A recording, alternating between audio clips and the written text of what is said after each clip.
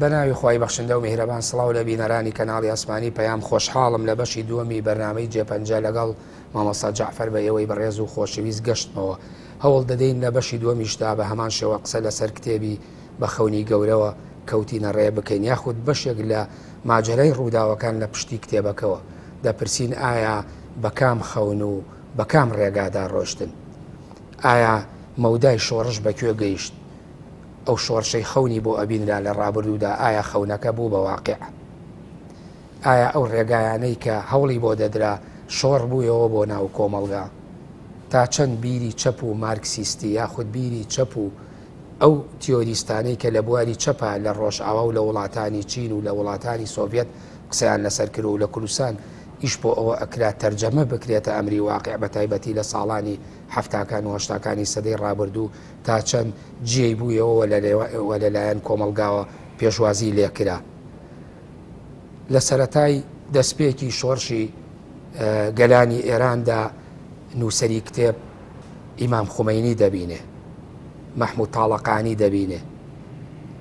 ئەمانە بۆچی بینران؟ هۆکاری چی بوو؟ هێزێکی وەکو یەکێتی نیشتیمانی کوردستان چ پەیوەندیەکی بە ڕابەرێکی شۆڕشی ئیسلامیەوە هەبوو کە بتوانێت پەیوەندی لەگەڵدا دروست بکرێت؟ ئەی پەیوەندی لەگەڵ ڕێکخراوی ڕزگاری فەلەستینیدا چی بوو؟ ئەمانە کۆمەڵە باسی ناو کتێبەکەمانە هەوڵ دەدەین لە بەشی دووەمی بەرنامەی جێپەنجە قسەی لەسەر بکەین. دووبارە مامۆستا جەعفەر خۆشحاڵ بووم کە لەم بەرنامەیەش ئامادە بوویت. زۆر سپاسی ئێوەکەم، زۆر ممنونم کە دەرفەتێکی تر هاتە پێشەوە بووی باسی بەشی دووەمی کتێبەکە بکرێ. ڕێز و سڵاویشم بۆ بینەرانی ئازیز و هیوای خۆشیان بۆ دەخوازم. سپاس. مامۆستا هەر دیسانەوە لە بەشی یەکەمیش باسی کۆمەڵێ بەشی یەکەم باسی کۆمەڵێ باس و بابەتی فکری و جەدەلی ئایدۆلۆژیمان کرد کە کاتی خۆی ئێوە ئیشتان لەسەر کردووە و ویستان و ئیشتان لەسەرەوە کرۆ لە ناو حرەکەیەکی چەکداریە بەو ناوەوە بەو باگراوندەوە ئیش بکەن. لە بەشی دووەمیشە دیسانەوێت دەستپێکی بەرنامەکەم بەوە بێ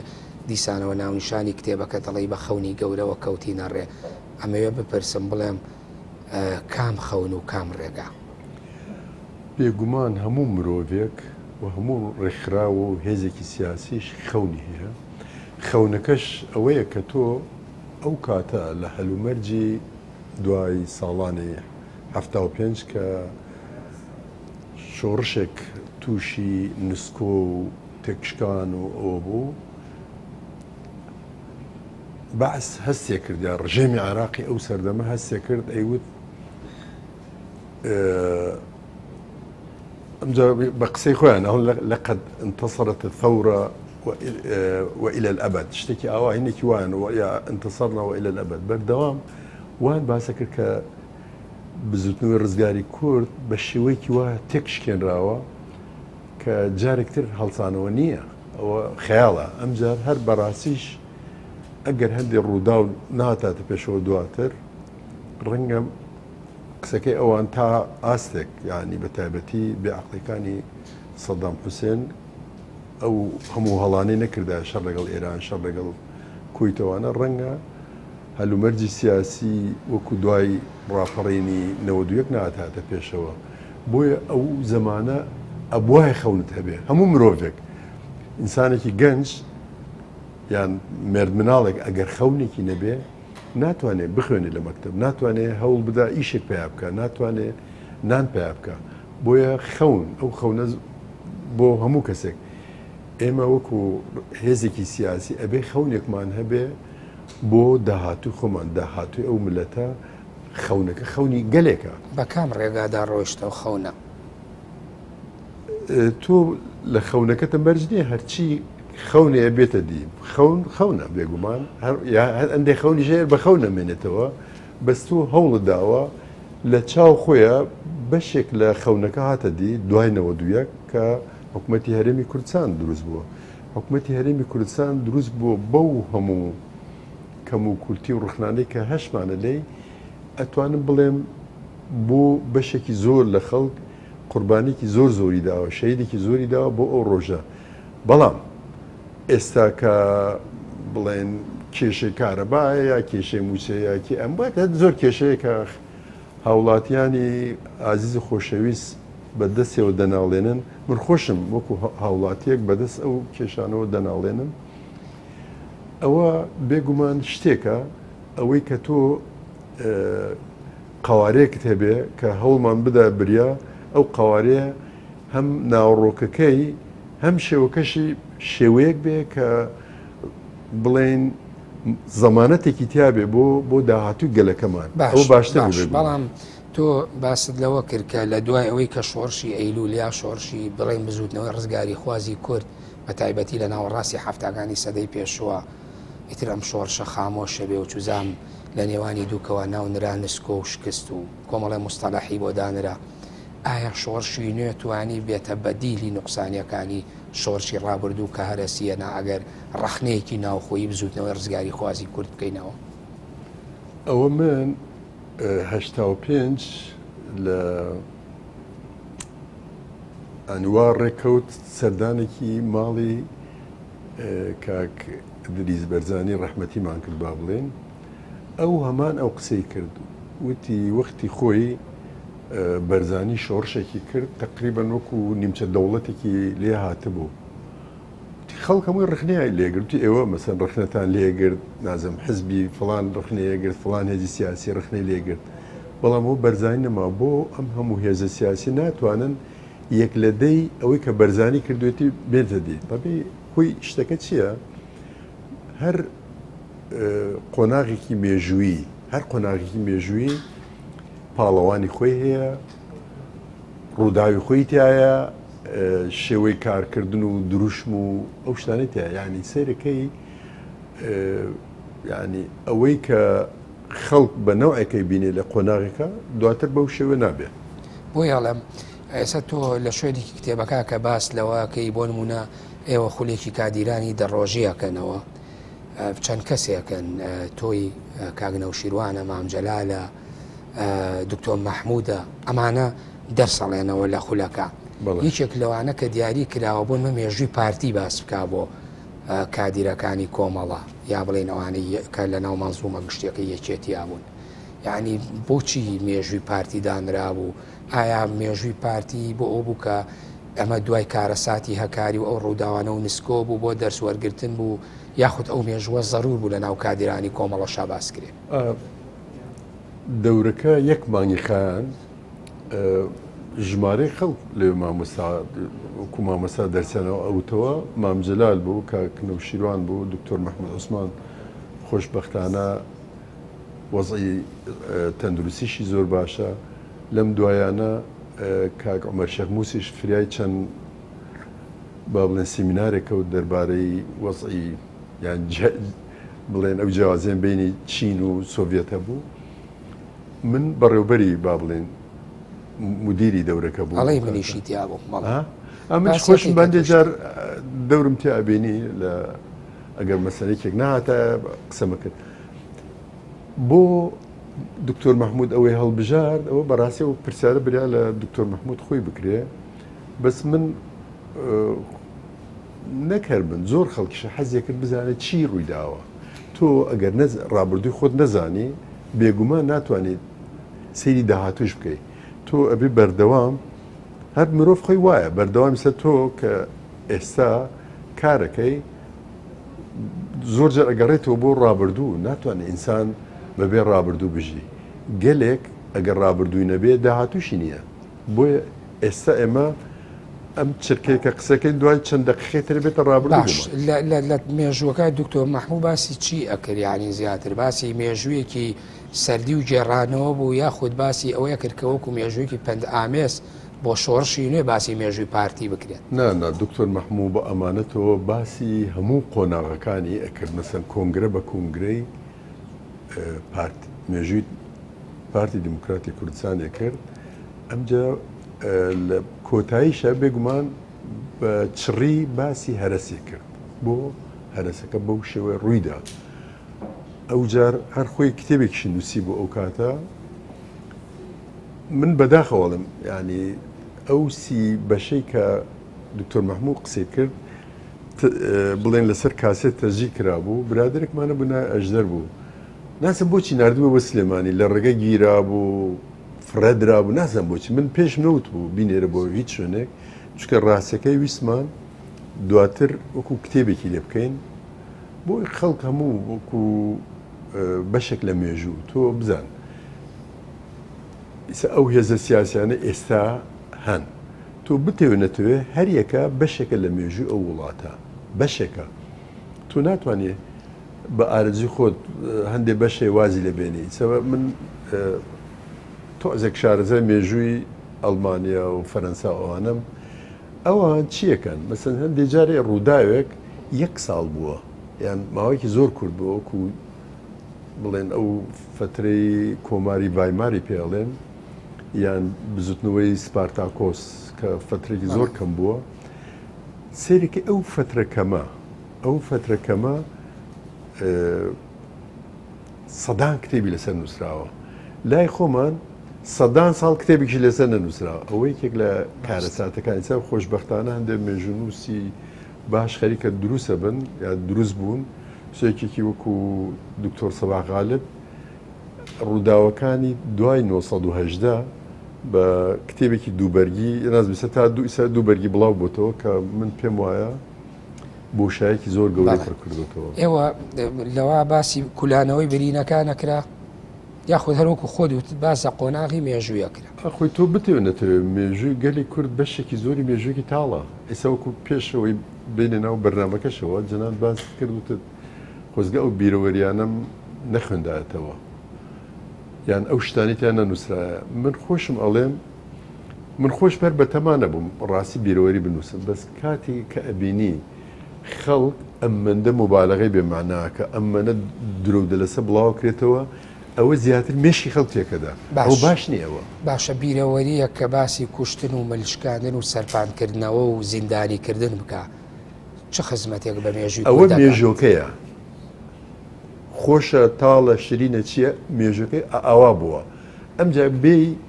بە ئارزی خۆت بە فۆتۆشۆپ و با بڵێن فرتوفێڵ و ئەوانە ئەگەرێکێک بێوێ ئەو مێژووە بۆ خۆی جوان کاتە خۆی وەکو فریشتە پیشامدا بێگومان من لەگەڵ ئەوە نیم تۆ ئەگەر ئینسانێکی ڕازگۆ بێ ئەبێ ئەوەی ئەینوسێتەوە بە ئەمانەتەوە بنووسێت چکە ئەمە ئەمانەت لای تۆ دوو ڕۆژیکە دەرەکەوێ کە تۆ ڕاست نەکردو لەگەڵ گەلەکەتە درۆکردن لەگەڵ گەل ئەوە گەورەترین تاوانە بۆیە من شخصی خۆم کە دەسم داهەیە قەڵەم ڕاستەکەی هەوڵم داوە یعنی ناڵم 100% دەرچووە ناڵم لەبەرەوەی کۆمەڵێک بربەست دیوار شاخ و کێ و تات و نازم بەردی لێ بووە کە نمتوانیوە بەسەر هەمووی تەقم مامۆستا کولانەوەی برینەکان و هەڵدانەوەی گۆڕی کۆن و هێنانە دەرەوەی ئێسک و پرووسکی زۆر پێدوانیە بە جۆرە لە جۆرەکانیش ئاشتی کۆمەڵایەتی تێکەیە لە باشووری کوردستان بۆ تێکچووە بینیتە لەسەر کتێبێک خەڵک دەست بدات فەنگ و سەنگەر لە یەکتر بگرێ شتیوان نەبووە ئێمە بزان بەڵام دڵەکان لە یەکە تۆرێنێ زیاتر بەس ئەگەر مرۆڤ ڕاستەکەی زانی باشترە کە ڕاستیسە من زۆر کەسەیە سەرەتا ڕەنگە کە منی نەناسی بێ بەس لە دوورەوە بیسبێتی داعای فڵان حزبی سیاسی یا فڵان بنەماڵ یا فڵان کەسی بیستووە هەزار قسەی ناشرینی وتووە بەس دوایە من خۆم پەیوەندیم بە هەندێکیانەوە کردووە بەشێکە ناڵم هەمویان ئێستا باشترین دۆست و ڕەفیق من باش ماناوتە خەڵک ئەگەر ڕاستیەکەی زانی بێگومان بەنەوەی ترە بێ دێمە سەر هەندێ باسی ناو کتێبەکە تۆ کاتێک لە کتێبەکە تا بازدا سەرەتای شۆڕشی ئێران دەکەی ئەو کاتانەی کە ئیمام خومەینی گەڕاوەتەوە بۆ ئێران ئێوە ئەچن ئەیبینن ئێوە وەکو هێزێکی وەکو خۆت لە کتێبەکاڵی هێزێکی ئەلمانی سونی ئیشتان چی بوو بۆەوەی بڕۆن ئیمام خومەینی ببینن تۆ ئێستا دوای تێپەڕبوونی 43 ساڵ بەسەر ئەو ڕووداوە وەکو چاوی ئێستا سێرێکە ئەوە هەڵەیەکی زۆر گەورەیە کە جەنابەت بەو شێوە سەیری مێژوو بکەی ئەبێ بە چای ئەو زەمانەوە یا لە هەلومەرجی ئەو زەمانە چونچون بووە وا سەریکەی ئەو کاتە کە من لە ناو ڕووداوەکانی ئەو دیو بووم من خۆمەزانم گەلانی ئێران چەند دڵخۆش بوون گەلانی ئێران ئەڵێم نەک دوا چرکە مەلاکان هاتون و ینی ئاخوندەکان هاتون دەستیان بەسەر دەسەڵاتە گرت ئەگینا پێشتر ئەوەندەی هێزە سیاسیەکان چالاک بوون ئێستا چۆن وەکو ئەگەر وەکو ئێستا بینتە بەرچای خۆت ئەوەی چالاکە ژنانن ئێستا زۆر جە ناوم ناوە شۆڕشی ژنان یا شۆڕشی ژینە ئەمینی سەرەکەی زۆربەی ئەوەی کە ئیساتە بەشداری لە خۆپیشاندان و جوڵوانەوە و نووسینی دروشم لەسەر دیوارەکانەکە کێیە ژنانن دوای گەنجان دەورێکی باشە بینن بەس ڕەنگە ڕۆژێک لە ڕۆژان کە ئەو شۆڕشە بچێتە پێشەوە هێزێک بێتە پێشەوە کە چەکداری هەبێ و هێزی هەبێ ئەوان دەسەڵات بەدەستەوەگرن و پێچەوانە بێتەوە هەر ڕێکوەکۆی لێ بێتەوە ڕاستە باش چیتان باس کرد لەگەڵ ئیمام خۆمەینی ئێوە کێ بوون جارێ کە ڕۆشت کاک عومەر دەبابە ئەو جار دکتۆر فواد معسووم وەکو وەرگێڕیشە دکتۆر جعفەری شەفیعی کە ئەوش کۆمەڵەی زەحمەتکێشانی ئێران بوو لەگەڵ برادێکی تر ناوی مامۆستا محەممەد بوو ئەم پێنج کەسە بوون کە ڕۆشتین بۆ لای ئیمام خۆمەینی کە ڕۆشتین ژوورێکی گەورە بوو تۆزێک لەم ژوورە گەورەتر بوو دانیشتە بوون ئەوەی کە لەسەر عرزەکە ڕاخرا بوو ئەوەی کە لای خۆمان پێڵن کومبارێکی بەسیت دۆشێکی تەنک هەر باوەکەم بەرگی شتێنە گیرە هەبوو دانرابوو ئیمام خۆمەینی بخۆی لە چوار مشقی دانیشتە بوو بە ئاباکەی سەرشانیەوە ئەیتر 10-15 کەس بەس ڕسمیان ئەگرت بەس هەموو ئەمامە بەسەر و هین بوو ینی قەڵەباڵەکەی زۆر بوو ناو ژوورنان نازم چۆن نا ئەو ژوورە داخراوە ئینسان ئەیتوانی هەناسە بدە ئەوجا لە پەناشەوە من وەکو خۆی بە ئەگەڕمەوە ژنێکیان هێنا بۆ لای لەگەڵ مناڵێک وتێ مناڵم نەخۆشە مەجموعای نازم نقڵ و شتی هێنا یەکسەر پەلەی بوو دوعاوشتی وای بەسەر نقڵ و چکلێت و شتەکان ناخەم من ئەڵێم ئەو زەمانە گەلانی ئێران شۆڕشیان کرد بەڵام دوای ئەوە هێزە دینیەکان دەستیان بەسەر شۆڕشەکەیان کرد بەڵام دوای ئەوەش خۆ پێشنیاری بۆ کردن سەرۆک وەزیران بین کە ڕۆیشتن ئیبراهیمیەس دەبینن جێگری سەرۆک وەزیران و تەنانە پێشنیاری ئەوە شەکاکە یەکێتی نووسینگە لە تاران بکاتەوە بەڵام تۆ نەقدی ئەوە ئەەکەی کە فرسەتێکی باش بوو نەکرا چی بوو بزان ئەو کاتە کە یعنی بڵێن ئیبراهیم دکتۆر ئیبراهیم لەگەڵ خەڵکەکانی تر کە چاومان پێیان کەوت زۆر حەزیانە کرد کە ئێمە ڕۆیشتینەر بە تایبەتی ئایەتوڵا تاڵەقانی زۆر پیاوێکی کراوە بوو یعنی پیاوێکی قورس و گوران زۆر بەڕێز یعنی یەکێک لە سەرکردەکانی شۆڕش بەڕاستی تاڵەقانی بوو بەس بەداخەوە زوو کۆچی دوای کرد پیاوێکی ڕخنەگر بوو ئەو زەمانەش زۆر ینی موافق نەبوو لەسەر وولایەتی فەقی هەر ڕەنگە و موافقش نەبوو بێ لەسەر ئەوەی هێزە دینیەکان دەست بەسەر دەسڵاتە بگرن و ڕێگە بدەن بە هێزە مەدەنیەکان چونکە هێزی دینی شتێکە هێزی مەدەنی شتێکی تر زۆر دوو شتی جیازە مەسە ئیدارەی دەوڵەت شتێکە تۆبی بە زۆر شتێکی تر بسەپێنی بەسەر خەڵکە ئەوە بەڵێ ئەی لەوێ هێنیشتان بینی وەزیری کار داریوش فڕوهەر ئەوە هەر باس شەکەی کە کورد بووە یعنی باسەوە کە حەز بە ڕزگاری کوردستان بکە ئەکا بەڵام لە چوارچێوەیەکی گشتی گەلانی ئێرانە ئەو بڵێن داریوش فڕوهەر پیاوێکی ئەوەی ئینگلیزەکانە لە جەنتڵمان بەڕاستی پیاوێکی جەنتڵمان بوو جلوبەرگێکی زۆر شک و تایبەتی لەبەر کرد بوو جوتە سمێڵیەوە قیتیشی هەبوو زۆر پیاوێکی هەیە ینی ئەتەکێت ێزانی لە قسەکردن لە ڕێو ڕسم و علاقات و ئەو شتانە کە بەداخەوە دوایی کوژرا کوردیش بوو خۆی لە مەقالێک وای نووسی بوو من بیریشم خستەوە هەر تاکیدی کردەوە باوەڕکەم هەر کوردی ڕەنگە سنجاوی و ئەوانە بێهی منطقەی کرماشان بەس ئەوان بڕوان بەچی هەبوو بڕوای بە پان ئێرانس بوو ئەو لە جەبەی ملی بەشێک بوون لە جەبەی ملی ئەوجا بەس ئەو لەگەڵ چەند گروپێکە سەردەمی خۆی شای ئێران خۆشی بڕوای بە پان ئێرانست هەبوو شای ئێران کە حتا کە بڵێن لە 1970 بەردەوام باسی ئەوەیە کرد ئەوت شاو ژنەکەشی وڵات خۆ فەرەحما یەکێکەتوان هەمچە مقابلەشێکە کە بۆ ئەو زەمانە وای وتووە بەردامەوێت کورد لەبەرەوەی ئارین ئەمانە بەشێکن لە گەلی ئێران، ئەمە بەشێکن لە گەلی ئێمە وان باسە کرد. ئیسە چۆن یەکێکی وەکو پوتین ئەڵێک ئۆکرانیا بەشێکە لە رووسیا بەس تۆمەحاتی خۆی هەیە ئەوانش بەتەکی تۆمەحاتی خۆیانە بووە داریش فرۆهەر لەو بابەتانە بوو کە بڕوای بە ئایدۆلۆژیای پان بۆ ئیسفادە لە کوردبوونی داریوش فرۆهەر نەکرا هەروەک خۆتەڵی بەنامەیەکی مامجەلال لە تارانەوە گەیشتە سەردەشت. برادران من بە تایبەتی لە زمانی مامۆستا محسنەوەی ڕەحمەتیەوە گەڕمەوە کە مامۆستا محسن محسین علی ئەکبەر بەڵێ محسن علی ئەکبەر زۆر جار ئەچوو ئەیبینی ئەو کاتێک کە وەزیری کار بوو زۆربەی ئەو کێشانەی کە ڕوویەدا لە بینی بڵێن پازارانی ئەو سەردەما ینی پازارانی بڵێن ساڵی هەشتا ئەوڵا ڕەو فترێ بوو ئەوان یەکسەر ئەچوون پەنان بۆ یەکێکی وەکو داریوش فرۆهەرە برد بۆی کێشەکان بۆ حەلکە دەوری باش بوو داریوش فرۆهەر بەس باش سوودی لەوە نەگیراوە ئەو شتێکی ترا. بەڵێ ئیتر ئێوە لە دوای ئەوەی کە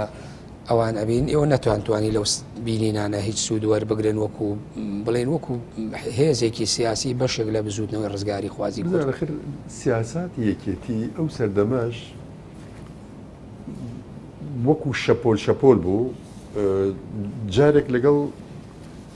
کوردەکانی هێزە کوردستانەکانی ڕۆژهەڵات با بڵێن بە تایبەتی لەگەڵ کۆمەڵا و لەگەڵ حزبی دیموکرات و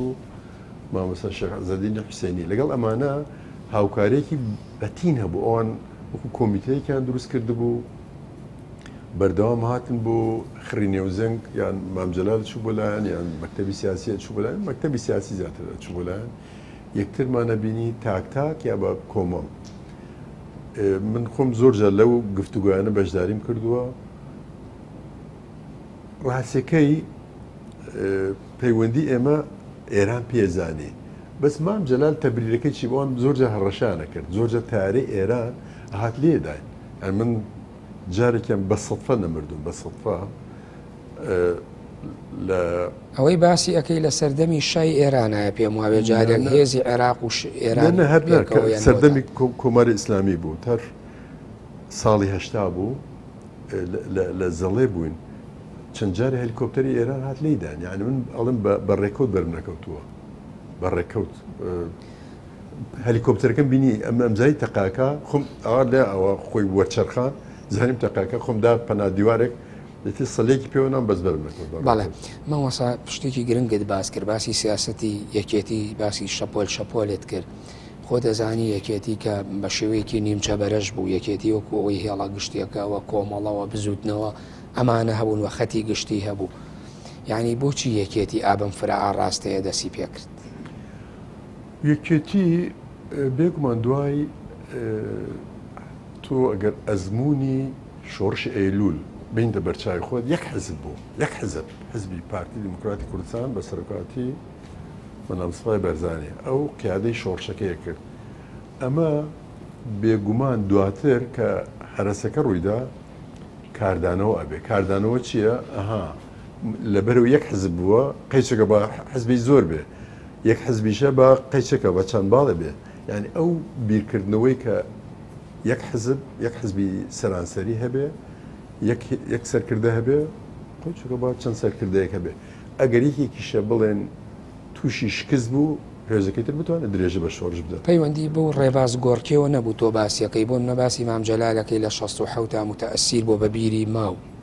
دوایی لە هەفتا گۆڕێ ئەمجا کۆمەڵە دروست ئەبێ لە حوزەیرانی 1970 دواتر دیسانەوە دروستبوونی بزوتنەوەی سۆسیالیستی وانێ ئەوکەوترا بزوتنەوە یعنی پەیوەندی بەمەوە نەبوو کە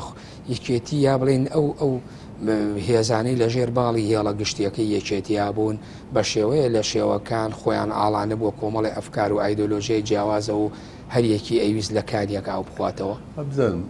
مامجەلال بۆ خۆی کەساتێک بووە بە درێژایی ژیانی لەلایەکەوە خەریکی کوردایەتی بووە وەکو کوردێک لە ناو قیادەی پارتیە دەورێکی گرنگی بینیوە ئەندای مەکتەبی سیاسی بووە بەڵام بە بەردەوامیشە لەگەڵ هێزە عەرەبەکانە بڵێن لەگەڵ هەموو هێزە عەرەبەکانی عێراق لەگەڵ کامل چادرچی حزبی شوعی نازەم حزبی بەعس ئەوجە دواتر لەگەڵ فلەستینەکان لەگەڵ یاسر عەرەفات و جۆرج حەبەش و لەگەڵ حافز ئەسەد و لەگەڵ عەبدناسر و لەگەڵ ینی قەزافی و حتا ینی شتەکان ڕوونە ئەوەندە لەگەڵ عەرەبەکانە پەیوەندی هەبووە ڕەنگە کەمتر لەگەڵ کوردە پەیوەندی هەبوو بێ من ئەو وینە لای من وەکو ئێستا بیری لێکەمەوە ئەوەی مام جەلال لەو بۆ چوونە نەبوو کە زیاتر وەکو خۆت باسیەکەی لە فکری کۆمەڵا هەندێک بڕوایانەوە بوو کە دژی ئیمپریالیزم و زایۆنیزم بن یعنی ئەوەی مام جەلال لەوە نەبوو زیاتر پەیوەندیەکانی مام جەلال لە ساڵانی 1970 تا سەرەتای 75 لەژێر تا حدێک لەژێر تەسیری ئیسلامی سیاسی بووە ڕەنگە زۆر خەڵکسە بەلایەوە سیر بێ زۆر لەگەڵ ئەحمەد بن بللا لەگەڵ عادل عەبدولمەهدی فازلی مەلا مەحموود مونیر شەفیق کە ئەمە یەکێک لە مفەکرەکانیان بوو ئەمانە کەسانێک بوون لە لایەکەوە خۆیان بە چەپ دانا لە لایەکشەوە ئیسلامی بوون مام جەلال لەو بابەتانە بوو کە لەگەڵ لە بن کاریگەری ئەو خەڵکە بوو پەیوەندێکی زۆر دۆستانە بوو ناوێ لەزەرەوە زۆر قسەش باسی فازیلی مەلا مەحمودت کرد یەکێک لە دامەزرێنەرانی کۆمەڵە فازیلی مەلا مەحمودە بەس پێم وایە لەگەڵ فواد قەرەداغی وەکو خۆتەڵی لە ساڵی 72 کەوازێنن بەهۆی ئەوان زیاتر فکری عێراقچێتی بوو یا ئەو خاڵە زۆر گرنگە باست کردکەوە لە ژێربیری ئیسلامیا بوو ئەو کاتە لە ژێر کاریگەری قیادەی مرکزی حزبی شیوعی عێراقی بوون تۆ لە بەرگی یەکەمە باسی فکری عێراقێتی باس ئەو کاتە وا بوو ئەو کاتە بەس دوایەوە ڕەوانشاد کاک فازیل لە ژێر ینی خۆی وا بیریان کرد ئەمە بزان ئەمە لەگەڵ تیۆری سێجیانەکەی یانەوەی عوالمە سەلاسی پێڵێن چینیەکان فکریان وابوو بە خەڵکیان وتووە بە دۆست و لاهەنگرانی خۆیان ڕاستیەوە کۆمونیستن بەس بڕۆن لەگەڵ ئیسلامیەکانە ڕێکەون چکە جوڵانەوەی ئیسلامی بەڕێوەیە خۆتەم بخزێنەوە ئەو هێزە ئیسلامیانەوە عادل عەبدولمەهدی وای کرد عادل عەبدولمەهدی پێت وایە ئەگەر لەگەڵ ئەم جەماعەتی شیعەکان نەبوایە ئەیتوانی بێتە جێگری سەرۆکوەزیران و ئەی ببرە جێگری سەرۆکۆمار و جێگری سەرۆکۆمار و سەرۆکوەزیرانی عێراق و ئەو دەورە گرنگە هەبێ بێگومان ئەگەر هەر وەکو ئەندامێکی بڵێن حزبی شیوعییان قیادەی مەرکەزییان نازەم فترێک وەکو ئینسانێکی چەپ دەرکەوتووە ئەگەر وا بواە نەیەتوانێت ئەو لەو پۆستە وەرگێ بەس هاتنا ئەوە بەڵام ئەو تەسیریان نەبوو سەیەکێکی وەکو مونیر شەفیق جاران تەسیری زۆرتر بوو ئێستا مونیر شەفیق بۆتە کابراایکی ئیسلامی بۆتە طبعی مەسیحی بوو بۆ مسلمان ئەم جێتە بۆتە حاجی بەڵێ مامۆستا تۆ وەک باسی شتێت تۆ ئاگار لە فکری ئیسلامی دکتۆر فازل ڕەسوڵ بوو لە کاتێکدا ئەندامی دەستی دامەزرێنەری کۆمەڵی ڕەشدەرانیش بوو یا بڵێن کۆمەڵی مارکسی لینی ممکنە لەژێر کاریگەری ئیسلامیە بوو بێ ممکنە ئەو کاریگەری لە چوو وەرگرتە بوو من ئەڵێم کاریگەریەکان دواتر دەرکەوتو نزیکایەتی هەبوو لەگەڵی بینیوە من لە چەند جارێک بینیومە ڕنگدانەوەی هەبوو لە هەڵسو و کەوت و چالاکیەکانیە ئەڵێ من لە یان تا دوای دروستبوونی کۆمەڵە بە ماوەیەکی زۆر کەم ئەمان هەر یەکسەر کە خۆیان ئاشکراکەن لەگەڵ لای مام جەلال ئەڵێن ئێمە بەو شێوەی بیرەکەینەوە ئێمە بڕۆمان وایە ئەبێ یەک حزبی مارکسی لینینی عێراقی هەبێ نەک کوردستانی ئەبێ عێراقی بێ لەگەڵ قیادە مەرکەزیە ڕێکەوێت یعنی قیادی مەرکەزیەوە قبول ناکە دوو مام جەلال بە ڕوونی پیانەڵێ من کاک فواد بۆ گەڕەمەوە فواد قەرەداغی وتی مام جەلال وتی من گوتم ئەچمەوە بۆ سلێمانی ئەگەر بمگەینتە بەرە ئەوێ مام جەلال وتی من ئەتگەێنمە گەراجی نازان ئەمجا پێی وتی من بەرەو دوهۆکە ڕۆم تۆش بەرەو سلێمانی ئەڕێ هەر لێرەوە ئەبێ ڕێکەمان جابێ هەر لەیسە بڕۆن خواحافیسە بێ ئەومان ناوێت بەڵێ بەڵام دواتر ئەبینین فکری فازل ڕەسوڵ بە تایبەتی لە ساڵانی لەو کاتەوەی کە تۆڵی وازیەنەوە اینجا لە هەشتاکانیشا فکرێکی ئاینیە ئەوەی پێی ئەوترێ ئیسلامی سیاسیە فکری ئیسلامی ڕنگدانەوەی هەیە لە نووسینەکانیان لە بۆچوونەکانیان لە گوتارەکانیان یعنی هەر پێ دوانە لەو سەرەتایەوە ئەو بۆ خۆی ئەو فکری ئاینە بۆ خۆی تەسینە ئاگاد لێ نییە. باش تۆ باسی کۆنفرانسی یەکەمی کۆمەڵاکی ساڵی 1970 ئاڵۆزیەکی زۆر باسەکەیت. ئەو ئاڵۆزیە دیسانەوە چینەوە سەر ئەوەی ئاڵۆزی و جیاوازیەکان ئاڵۆزی شخصی بوو، نەفسی بوو یاخود مۆزوعی بوو. کۆنفرانسی مالیمۆس سەرەتای هەڵوەشانەی کۆمەڵە بوو. کۆمەڵی ڕەنجەرانی کوردستان. ئەوە پلانی بۆ دانرابوو لە سەرەتا هەر لە سەرەتاوە کە 27 مامجلال گەڕێتەوە کۆمەڵی پێ قبولیە.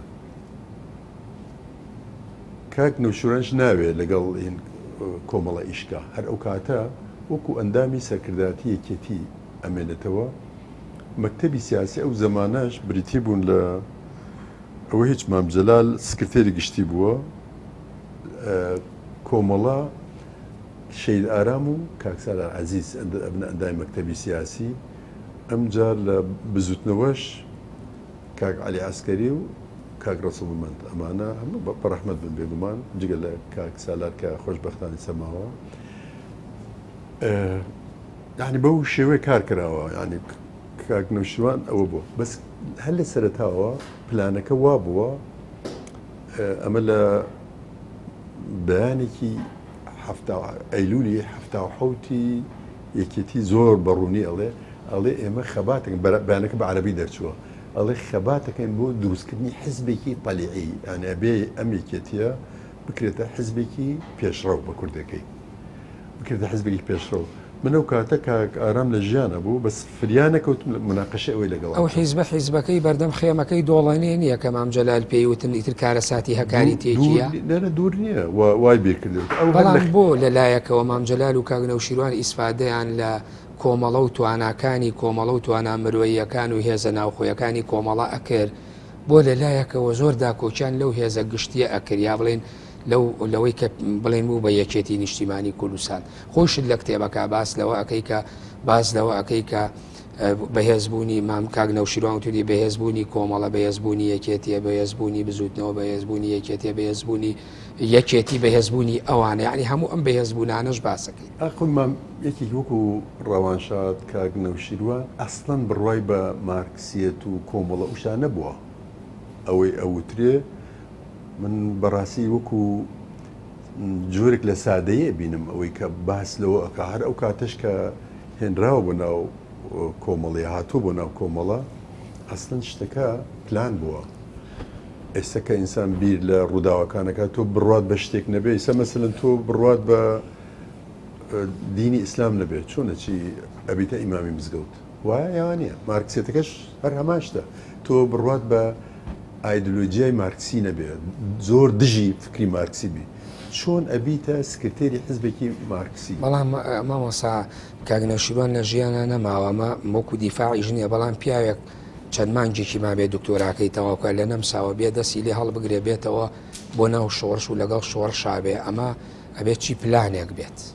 کێڵێ وایە دکتۆرای کرد و نازەم چێ وەڵات ئەوەی کە دیارە و لە یاداشتەکانیشە بەشێک لە یاداشتەکانی دکتۆرا خەبایەک شت پێ بوون بە 2-3 ساڵ ئەوانە ئینسان فێری زمانی ئەڵمانی نابێت هەر ئەوەنداڵێ بە 2-3 ساڵ مرۆڤ فێری زمانی ئەڵمانی زمانی ئینگلیزی ممکنە فەرەنسی ئیتالیا ئەوانە ممکنە بە زمانی ئەڵمانی 30 ساڵیش خۆتی لەگەڵ مەشغوڵکە فێری ئەوە نابێت دکتۆرە پێ بنووسی. بەڵێ بەڵام دوجار خۆتوانیان ئەوەی کە وەکو تۆڵێ ئەوەی کۆنگرێ یا کۆنفرانسی مالیمۆس 1970 کۆتایی بە کۆمەڵەیەنە سەرەتا بوو لێدانی سەرەتای کۆتایی بوو سەرەتا بوو ئەزین بۆ سەرەتایەک بوو بۆ دەستپێکی خۆشبەختانە کەسانی وەکو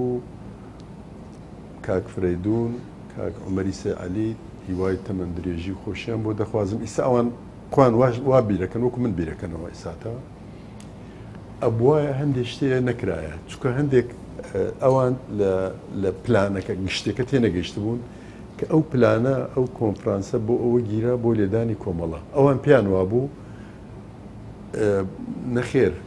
لە قازانجی گەلی کورد ئەوەیە کە بڵێن یەکێتی بەهێز بێت و کۆمەڵە و یەکێتی وەکو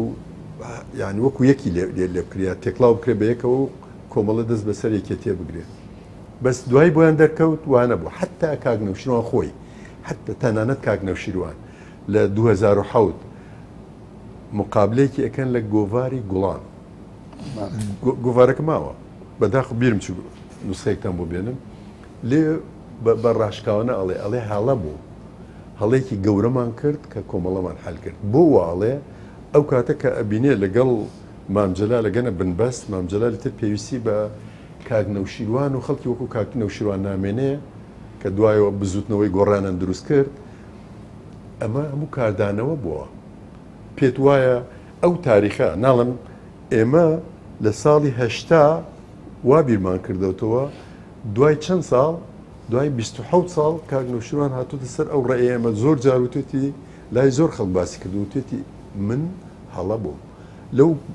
وەکو بەڵگەش ینی من چە ناتوانم هەموو بەڵگانت بۆ بێنمەوە بەس وەکو بەڵگا لە گۆڤاری گوڵان 2007 ئەڵێ گەورەترین هەڵەی ژیانم ئەوەیە کە باش کۆمەڵەمان هەڵبەش من بەڵام ئێستش من لە کتێبەکە تا لە فکری تۆ تێ نەگەیشتم یعنی ئێوە داوای چیتانە کرد ئەو کاتە بزان ئەو کاتە ئێمە پێمان وا بوو یەکێتی نیشتیمانی وەکو سێ هێز بمێنێتەوە بۆ خۆی مام جەلال و کاک نەوشیروان نە ئەبێ هەرسێکی بتوێنێتەوە لە یەک حزبە بەس یەکێتی نیشتیمانی هەبێت ئەو کات نەمێنێ بەدەم وانە ئەوت بە سەرزارێکی وانە ئەوترا ئەمە کۆمەڵە یەکێتی نیشتیمانی سێ باڵا و هەموو تەیرێک دوو باڵەیە بەس ئەوەنە یەکێتی سێ باڵا ئەم سێ باڵا هەرێکە ینی بە قسە ئەوە ئەوترا بەس بە کردەی نا مامجللا لەگەڵ ئەوە نەبوو کۆمەڵە بێت و زۆرجە بە خۆی وتووە توانەوەی کۆمەڵە و بزوتنەوە لە ناو هێزێکی وەکو یەکێتیە چه خزمەتێکی بەو سیاسەتەکە ئەکرد کە ئەوان تەبەنیان لێ کرد ئەمە بێگومان زەرریدا ناڵم ئەگەر ڕاپەڕی ینی خاڵە نوقسانیەکانی ئەم دوو باڵەی ترچی بوو من ناڵم نوقسانە یا شتێکە تۆ بزان مەبەست لە دیدی ئەوانەوە مامۆستا لە دیدی ئەوانەوە کەم و کورتیەکان من ناتوانم دیدی هەموو خەڵکت بۆ باسکەم لەو چکە ئێوە شەڕی ناو کۆنگرەتان کرد هەتا تۆ باز دەوەشەکەی لە تعریفی ناوەکەی کە تعریف ئەکرێ بۆ ناوەکەی کۆمەڵی ڕەنجدەران ئێوە ڕێیەکتانە بووە ئەوانش ڕێیەکیانە بۆ ڕەنگی کاک نەوشیروان زۆرینەی ڕەهایە ناوە تەنانە لە جاری دووەمە باز دەوەشەکەی کە دەنگی داوەتەوە بە ڕەنگە ڕائەکەی ئێوە بە دەنگی بۆ چوونەکەی بەزارێکی بەس بەکردەی نە زەی چی منیسا دان بۆیانێم هەڵەکان بەشێکی مەسە من کردومە کاک سالار کردوێتی مەلا بەختیار کردوێتی نازانم کاک ئازاد کردوێتی فڵان کردوێتی بەشێک لەو هەڵانە ئێمەش بەشدار بوون تیا بەس خۆی پلانە گشتەکە چی بووە پلانە گشتێکە ئەوە بووە مام جەلال سەرەتا خۆی وەکو سکرتێری کۆمەڵە ئەناسێنێ بەس دوایەوە خۆی من زۆرجە قسەم کرد مامجە تۆ وەخت خۆی سکرتێری کۆمەڵە نوێ بەڵێ وا بوو بە دوایەوە وا نەبوو دوایەوە هەموو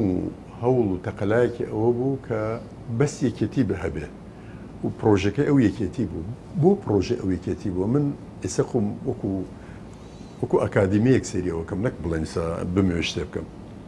من ئەڵێم وەکو لایانی ئەکادیمی ئەبێ سەری ئەو ڕووداوە بکەین مامجەللا کە ئەو تەجروبەی خۆی لە ناو پارتی دموکراتی کوردستان لە 64 و 63 بەدوا با بڵێن تووشی شکستە بێ دوایەوە ئەمان حزبێک دروستەکان حزبەکە هەڵەوەشێتەوە دواتر خەونی مامجەللا لەوە بۆ پارتی دموکراتی کوردستان دروست کاتەوە تەنانەت بەڵگای ئەوەم هەیە من شایدشم هەیە بۆەوە لای یەکێکی وەکو کاک ئازاد خۆشناو ئێستا لە سلێمانیە هەر دوێنێ بە ڕێکەوت تەلفۆنم بۆ کرد ئەیوت ناوی ئەو هێزەی کە دروست بووە دوای 75 ینی پێشەوە یەکێتی دروست بێ مامجەللا ڕێی وا بووە حزبێک دروستکەین بە ناوی پارتی دیموکراتی کوردستان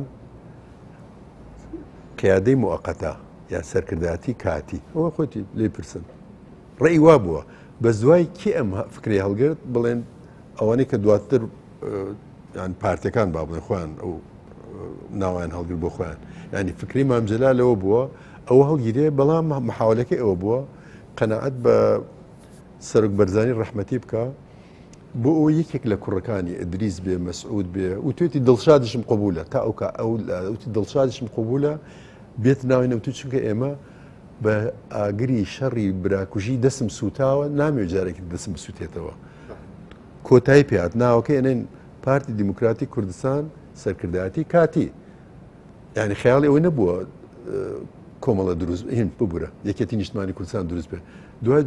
لەگەڵ جەماعەتێکی ترە قسەکە ئەوان قەنەعەتی پێکەن مامجللا لەوە قۆناغی کۆتایی پێدێ دوای بنەماڵی بەرزانیشەوە قبول ناکەن کە تۆ ناوەکە بۆ خۆت بەو شێوە هەڵگری ئیتریەن یەکێتی نیشتمانی کوردستان دروستەکەن تۆش لە کتێبەکە تاڵی من ئێستا ئەمەوێ بە شێوەیەکی زانستی و ئەکادیمی لاپەڕەکانی ئەو مێژووە هەڵبەمەوە یعنی ئێستا ئەمە بیرکردنەوەی ئێستادا قەت کە نەقدی ئەو مێژووە و کاتەکەیت بۆ نەقدەوە تۆ باسی ڕووداگەکە ئەڵێ وەختی خۆی ڕۆشتون ئیمام خومینیمان بینیوە ئەمە 2 هەفتە دوای 11 شوباتی 79 بووە ینی تۆ دوای هەفتە ئەسەن نازانی ئیمام خومینی بە تەمای چێ جارێک ڕای نەگەیاندە بوو ویلایەتی فەقیه دروستەکە جارێ مەسەلەی حیجابەوانەی ڕانەگەیاندە بوو زۆر شتێ ڕانەگەیەنرا بوو ئەو جەهەر ئەو کاتە دوای ماوەیەک بوو ئیتر شەڕی ڕاگەیان لەگەڵ کووردە بە تایبەتی لە سنە و مەهاباد و لە زۆربەی شوێنەکانی کوردستان شەڕ هەڵگیرسیانرا بەس تو سەرەتا جارێ ئەو شتانە ڕووی نەداوە تۆ کابرێک ئەمڕۆ هاتۆ سەر حکوم ناتوانانی ینی هیچ شتێکی لەسەر بڵێ ئەو کاتە حەزەکەم بزانی حزبە کۆمەنیستەکان توودە سازمانی انقلابی کێ هەرچی حزبێ مجاهدین هەر کە بە ینی بە تەقدیسەوە باسی خومینیە کرا ئەو کاتە باسی سەرەتای شۆڕشەکەم یا پێش یعنی تۆ لە 63 حتا 79 باسی ئیمام خومینی کراوە و ڕەمزێک بۆ ڕەمزەکانی دژایەتی شا ئەو هەموو ساڵە تەقدیست کردووە دوای کە هاتووە سەر حکوم خەڵکەم و پێی وابوو ئەمە محەممەدی مەهدی ئیمامی خومینیە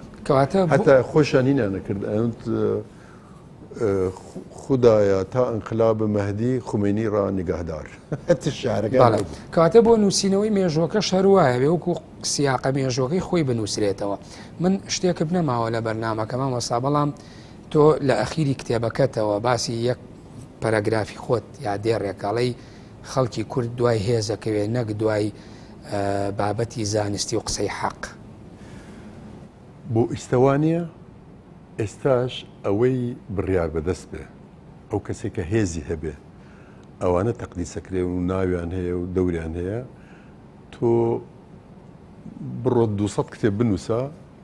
بەس لە لای خەڵک شتێکە ئەو کتێبان لای ڕەنگە توێژێکی خوێندەوار ئەڵێن ئەمە کتێبێکی وا نووسراوە بەڵام زۆربەی خەڵک بۆ مەسلحەتی خەڵک لەگەڵ دەسەڵاتە لەگەڵ هێزە ئێستا زۆربەی خەڵک بێ تاین بێ نایە بۆ لای تۆیان نایە بۆ لای من ئەچێ بۆ لای کێ ئەچێ بۆ لای فڵانە کەس کە مەسەڵەن وەزیرە یان سەرۆک وەزیرانە یان سەرۆکی شارەوانیە ئەگەر تۆ پارچە عەرز بێ